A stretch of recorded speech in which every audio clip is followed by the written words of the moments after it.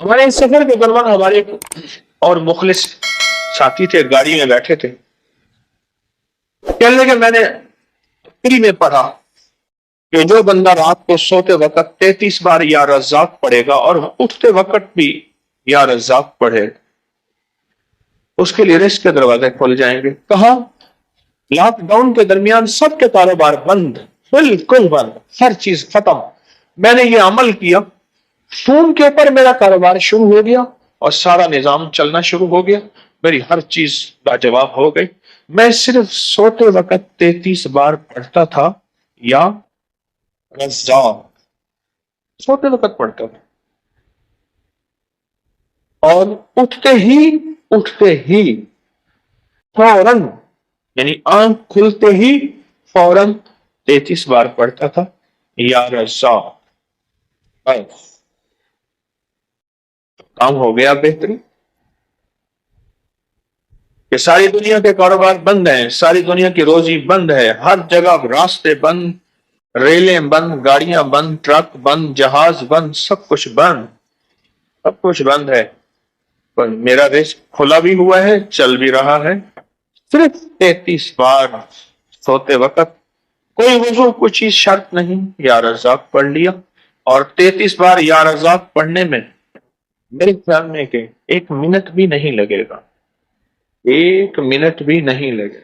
کیا آپ اس تعویذ کو جانتے ہیں جو طلسماتی پتھر پر لکھا ہوا تھا جس سے ہر دعا قبول ہوتی ہے؟ ایک اللہ کے ولی کا دیا ہوا انوکھا ایسا نظام، ایسا طلسم، عجائبات کی دنیا کہ ہم نہ جانیں؟ کیا اللہ احد و اللہ صمد کا ایک پراسرار نظام، اور وہ پراسرار نظام جس کے اندر ہمارے لیے راحتیں ہی راحتیں، رحمتیں ہی رحمتیں، برکتیں ہی برکتیں، عافیتیں ہی عافیتیں، واقعی مصیبتیں ٹالنے والا اور مصیبتیں ٹلوانے والا وہ پراسرار حیرت انگیز پتھر کیسے دریافت ہوا؟ بسم اللہ الرحمن الرحیم، السلام علیکم ورحمۃ اللہ وبرکاتہ۔ دنیا عجائبات سے بھری ہوئی ہے، زمین کے نیچے، زمین کے اوپر، آسمان وسطوں میں۔ یہ سائنس جتنی بھی ہے، ان سب نے ان طلسمات، عجائبات اور انوکھی انہونی دنیا کو دریافت تو کی ہے، اس کے نام تو سائنس ہے، لیکن سائنس وہاں نہیں پہنچی جہاں کائنات کے رازوں میں اللہ کے دوست پہنچے ہیں، اللہ کے مقرب بندے پہنچے ہیں۔ آج بھی یہ حقیقت ہے۔ آئیں آج ایک واقعہ بھی بیان کرتے ہیں، ایک عمل بھی اور ایک خوبصورت نظام بھی۔ عمارہ بن حزن رضی اللہ تعالیٰ عنہ فرماتے ہیں، ہماری قبیلے کی ایک جگہ تھی جس کو حرۃ الحدثان کہا جاتا تھا۔ رات کو وہاں آگ بھڑکتی تھی، دن میں دھواں نکلتا تھا۔ قبیلہ طی، جس کے حاتم طی تھے، اپنی اونٹنیوں کو اس آگ کی روشنی سے چلاتا تھا جو 7 راتوں کے فاصلے سے بھی دکھائی دیتی تھی۔ اتنی اونچی اور اتنی آگ تھی کہ 7 راتوں کے فاصلے سے بھی دکھائی دیتی تھی۔ اس دوران خالد بن سنان، ایک بہت بڑے اللہ کے نیک بندے، قبیلہ مریتا سے آئے اور کہا اللہ نے مجھے حکم دیا ہے تمہارے لیے اس آگ کو بجھاؤں۔ ہر قبیلے سے ایک شخص میرے ساتھ آئے۔ ہم 10 آدمی ان کے ساتھ چلے، میں بھی ان میں تھا۔ وہ ہمیں ایک کنویں پر لے گئے، وہاں سے آگ کا ایک دہانہ نکلا۔ آگ ہم پر گھیرا ڈالنے لگی، ہم گویا ترازو کے پلڑے میں آ گئے۔ ہم نے پہلے لاٹھیوں سے، پھر جوتوں سے، پھر اماموں سے مارا، یہاں تک کہ سب کچھ جل گیا۔ ہم نے کہا اے خالد تم نے ہمیں ہلاک کر دیا؟ انہوں نے کہا نہیں، یہ آگ حکم کے تابع ہے، میں بھی حکم پر ہوں۔ پھر وہ آگ پر عصا مارتے ہوئے کہنے لگے ہر حق جو اللہ کے لیے ہے وہ ادا ہوا، میں اللہ کا بندہ اعلیٰ ہوں۔ ایک شخص تھا جو مذاق اڑانے والا تھا، کہتا تھا میں باہر نہیں نکلوں گا، دیکھو میں نکل آیا ہوں، اس طرح کی باتیں کرتا تھا۔ پھر انہوں نے ہمیں ایک جگہ لے جا کر کہا کھودو۔ میں نے کھودا تو ایک پتھر نکلا جس پر کلمات لکھے تھے اللہ احد اللہ الصمد لم یلد ولم یولد ولم یکن لہ کفوا احد۔ اس پتھر پہ لکھا تھا۔ کھدائی کے دوران جو ایک پتھر نکلا اس پر یہ کلمات لکھے ہوئے تھے۔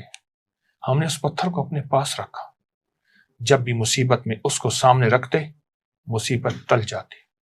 بارش نہ ہوتی، اسے کپڑے سے ڈھانپ کر دعا کرتے، بارش ہو جاتی۔ خالد نے کہا میری بیوی حاملہ ہے، اس کا ایک بیٹا ہوگا جس کا نام مرہ ہوگا، وہ سرخ گوشت کی مانند حسین ہوگا، اس کی موجودگی میں تم پر مصیبت نہیں آئے گی۔ پھر کہا میں 7 دن میں فوت ہو جاؤں گا، مجھے اس ٹیلے میں دفن کرنا، 3 دن بعد میری قبر پر جانا، اگر تم ایک دمدار گدھا دیکھو جو ناک زمین پر رگڑ رہا تو قبر کھودنا، میں زندہ ہو جاؤں گا اور تمہیں قیامت تک کے حالات بتاؤں گا۔ لیکن جب وہ گدھا آیا، لوگ قبر کھولنا چاہتے تھے، ان کی قوم نے روک دیا، ہمیں عرب رسوا کریں گے۔ پھر رسول اللہ صلی اللہ علیہ وسلم مبعوث ہوئے تو خالد کی بیٹی نبی علیہ السلام کے پاس آئیں کہ میں خالد بن سنان کی بیٹی ہوں۔ آپ نے چادر بچھائی، فرمایا یہ میرے بھائی کی بیٹی ہے، ایک نیک آدمی جسے اس کی قوم نے ضائع کر دیا، اس کی قوم نے ضائع کر دیا۔ بہت بڑا طاقتور عمل ہے، بہت حیرت انگیز عمل ہے۔ اس عمل سے ہمیں کیا ملا؟ اس واقعے سے ہمیں کیا ملا؟ سورۃ اخلاص کی طاقت ملی، سورۃ اخلاص کی تاثیر ملی۔ بڑی مشقتوں کے بعد انہیں ایک پتھر ملا، بڑی محنتوں کے بعد انہیں ایک حیرت انگیز دنیا ملی۔ اس پتھر پہ سورۃ اخلاص لکھی ہوئی تھی، اس پتھر پہ۔ آئیں، اس سورۃ اخلاص کا ایک عمل ہمارے پاس ہے اور بہت طاقتور پاس ہے۔ رسول اللہ صلی اللہ تعالی علیہ وسلم نے فرمایا، عمر رضی اللہ تعالی عنہ، عمر جو بندہ 10 بار سورۃ اخلاص پڑھتا ہے جنت میں اس کے لیے محل بنا دیا جاتا ہے۔ تو عرض کیا یا رسول اللہ صلی اللہ علیہ وسلم اگر کوئی 20 بار پڑھے؟ فرمایا 2 محل بن جائیں گے۔ اس طرح کرتے کرتے فرمایا یا رسول اللہ اگر کوئی 100 دفعہ پڑھے؟ فرمایا جنت میں 10 محل بن جائیں گے۔ آپ نے محسوس کیا اس پتھر کی تاثیر کو، آپ غور سے توجہ سے میری گفتگو کو سمجھیں، اس پتھر کی تاثیر کو، کہ اس پتھر کی تاثیر میں کیا چیز تھی ایسی، کیا عمل تھا ایسا۔ فرمایا جب ہمیں مشکل آتی، جب پریشانی آتی، جب الجھن آتی، اس پتھر، اصل پتھر نہیں، اس پتھر کے اوپر اخلاص تھی، اصل پتھر نہیں ہے۔ وہ بڑی تلاش کے بعد انہیں جو سورۃ اخلاص کا پتھر ملا، ان کی ہر مصیبت دور، ان کی ہر مشکل ختم، ان کی ہر ناکامی ختم، انہیں عزت دولت ملتی تھی، انہیں رزق صحت ملتا تھا، ان کی مشکلیں ٹلتی تھیں، ان پہ بارشیں ہوتی تھیں، ان سے بارشیں روکی جاتی تھیں جب چاہتے تھے۔ یہ سب کچھ سورۃ اخلاص کی برکت سے ہے۔ آج بھی جو بندہ کوئی بھی مصیبت پریشانی ہو، تکلیف ہو، سورۃ اخلاص کی تسبیحاں پڑھ کے، سورۃ اخلاص کی تسبیحاں پڑھ کے حضور کے گھرانے کو ہدیہ کرے گا، میرا تجربہ ہے، ہر مصیبت دور ہوتی ہے، ہر پریشانی ختم ہوتی ہے۔ حضور کا گھرانہ، حضور کی بیویاں، حضور کی بیٹیاں بیٹے، حضور کے داماد نواسے اور نواسیاں، یہ حضور کا گھرانہ ہے۔ جو ہدیہ کرے گا حضور کے گھرانے کو، اللہ پاک اس کی مشکل دور کر دے گا۔ پتھر نہیں، پتھر پہ جو لفظ لکھے ہیں، جو بڑی محنتوں اور مشقتوں کے بعد ملے، وہ لفظ ہیں سورۃ اخلاص کے۔ آئیں اس کی قدردانی بڑھائیں، آئیں اس کی توجہ بڑھائیں اور سورۃ اخلاص میں ڈوب جائیں۔ انشاءاللہ سورۃ اخلاص دنیا کی ناکامی سے بھی بچائے گی اور آخرت کی الجھنوں دھکوں سے بھی بچائے گی۔ عمل کو کریں، نسلوں کو سکھائیں اور برکتیں ہمیشہ ہمیشہ کے لیے پائیں۔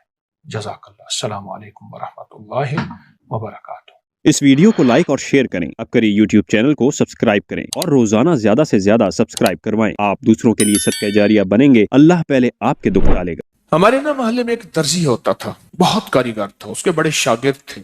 اصل وہ بکھر کا تھا، یہاں روزی روٹی ملی تو وہیں آ گیا، پرانے شہر میں رہتا تھا تو وہاں اس کے ساتھ ایک عجیب معاملہ تھا۔ وہ جس دکان پہ بھی بیٹھتا، ساری عمر گھر بھی کرائے کا تھا، اس کی دکان بھی کرائے کی تھی اور ساری عمر ایسی گزری۔ جس دکان پہ بیٹھتا تھا، جس دکان پہ بیٹھتا تھا، وہ اس دکان وہ کیا کرتا تھا، ویران دکان ڈھونڈتا تھا جس کی دکان کرائے پہ نہیں ہوتی تھی۔ غور طلب بات ہے، عجیب بات بتا رہا ہوں، یہ میرے دیکھے واقع ہیں۔ وہ ہمارے پڑوس میں کوئی 30 سال رہا، تقریباً 30 سال 30 साल रहा। वो वीरान दुकान लेता था, नामवर इतना था कि उस्ताद को आके दुनिया ढूंढती थी, चाहे वो गली के कोने में जहां बैठ जाए, इतना कारीगर था। वीरान दुकान ढूंढता था जिस दुकान को कोई नहीं लेता था, फिर लिखवाता था कि मैं इतने साल तक नहीं उठाएगा, वो खुशी से लिख के दे देता था क्योंकि इसको तजर्बा था, उसको नहीं था। इतने और बड़े बड़े ताकतवर लोगों की गवाहियां डलवाता था कि कल को मुझे उठाएगा, क्योंकि मैं कैसे उठाऊंगा, मेरी दुकान किराए पे नहीं जाती, तू मुझे किराया दे रहा, इतने अरसे से मेरी दुकान बंद पड़ी है, मैं कैसे उठाऊंगा। कह रहे नहीं, वो तो मुझे उठाएगा, पता है मुझे। बड़े बड़े लोगों की गवाहियां डलवाता था, लिखवाता था, किराया देता रहूंगा, देता था। इधर वो किराए पे बैठता था, चंद दिनों के पास उसके पास लोग आना शुरू हो जाते, ये दुकान दे। वो अगर 20 रुपए किराया देते, हम 30 रुपए देते हैं, हम 40 रुपए देते हैं, कोई कह हम 50 रुपए देते हैं। अब उसका दिमाग बेचारे का तो वैसे हिला, चेतरल गया, दिमाग तो हिलना था। वो इसको आके कहता कि मुझे इतने लोग दे रहे हैं। मैंने कहा मैंने तुझे पहले कहा था लिखवा के दो। अच्छा, ये चंद बार हुआ, जिस दुकान पे भी बैठता था उस दुकान पे बैठते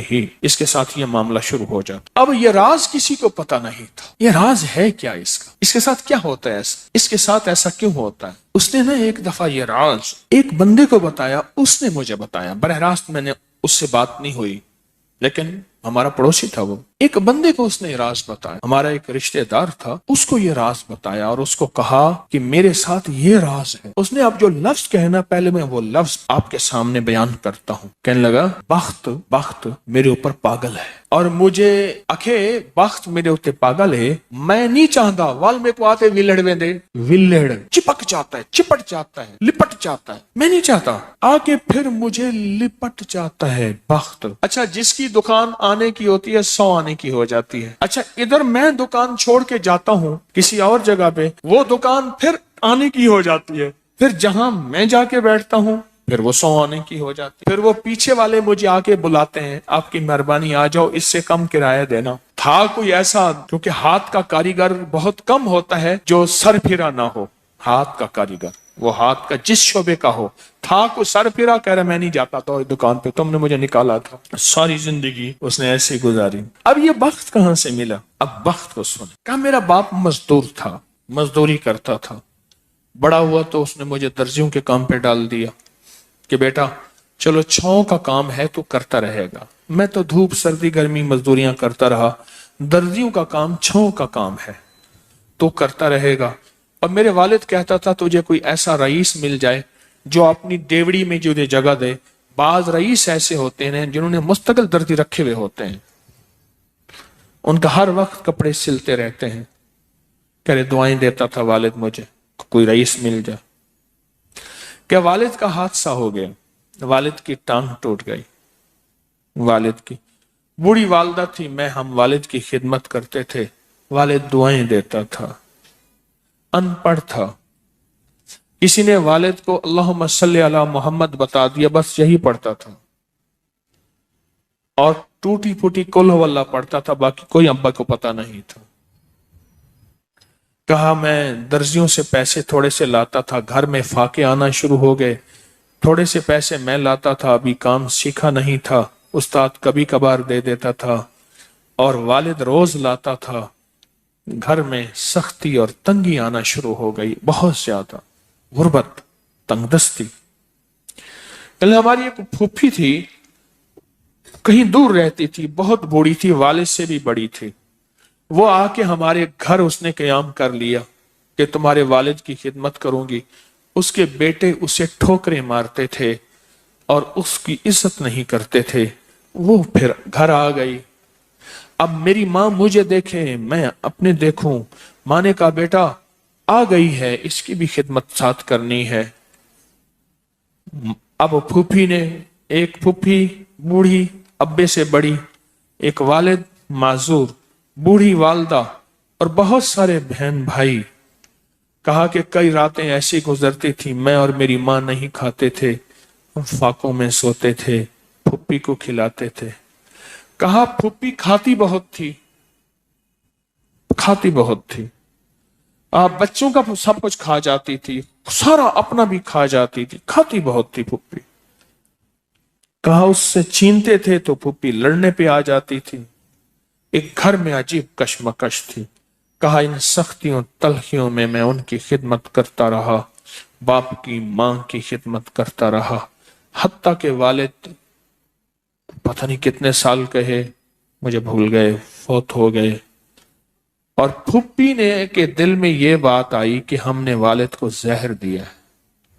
اس نے سارے جہان کو کہنا شروع کیا کہ انہوں نے والد کو زہر دے دیا, میرے بھائی کو مار دیا. گھر میں روٹی بھی کھاتی تھی, بچوں سے چھین کے بھی کھاتی تھی, چوری چھپے بھی کھاتی تھی, دن رات بھی کھاتی تھی, ہمیں برا بھلا بھی کہتی تھی, لوگوں کے ہاں شکوے بھی کرتی تھی. پھوپھی نے جینا حرام کر دیا. کہا میری ماں کہتی تھی بیٹا کوئی بات نہیں, برداشت کرو. برداشت کرتے کرتے پھوپھی بھی چلی گئی اور اس کو اللہ کی امانت کو اللہ کے سپرد کیا. اور پھر اب ماں رہ گئی. اب میں نے اپنی ساری توجہ ماں پہ ڈال دی.